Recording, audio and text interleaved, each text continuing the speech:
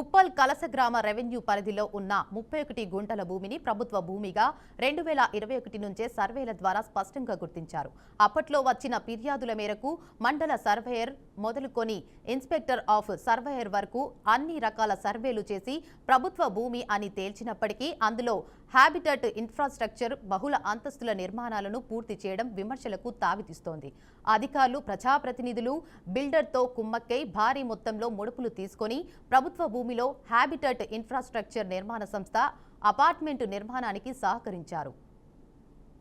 ఉప్పల్ కలస గ్రామ రెవెన్యూ పరిధిలో 31 గుంటల ప్రభుత్వ భూమిలో హ్యాబిటట్ ఇన్ఫ్రాస్ట్రక్చర్ నిర్మాణ సంస్థ సెల్లర్ స్టీల్తో పాటుగా 7 అంతస్తులతో కూడిన రెసిడెన్షియల్ బిల్డింగ్ నిర్మాణం చేపట్టి ప్రస్తుతం పూర్తి చేసే దశలో ఉంది. ఈ నిర్మాణం పూర్తిగా ప్రభుత్వ భూమిలో చేశారని 2021 నుంచి పలుమార్లు చేసిన సర్వేలో నిర్ధారణ అయింది. ఆ సుమతులు రద్దు చేయాలని 2024 ఆగస్టులో అప్పటి కలెక్టర్ గౌతమ్ జీహెచ్ఎంసీ కమిషనర్కు లేఖ రాశారు.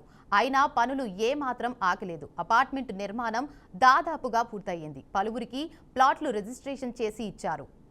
ఇక అపార్ట్మెంట్ నిర్మాణానికి సంబంధించిన రిజిస్ట్రేషన్లను వెంటనే ఆపేయాలని పలువురు registration stamps department inspector general జులైలో ఫిర్యాదు చేశారు. దీంతో జూలై 25న ఉప్పల్ సబ్ రిజిస్టర్ జీహెచ్ఎంసీకి లేఖ రాశారు. అప్పటి కలెక్టర్ గౌతమ్ రాసిన లేఖపై తీసుకున్న చర్యలను వెంటనే తెలపాలని లేఖలో కోరారు. ఇటు రిజిస్టర్, అటు రెవెన్యూ శాఖలు లేఖల పేరుతో కాలయాపన చేస్తున్నారనే ఆరోపణలు వెల్లువెత్తుతున్నాయి.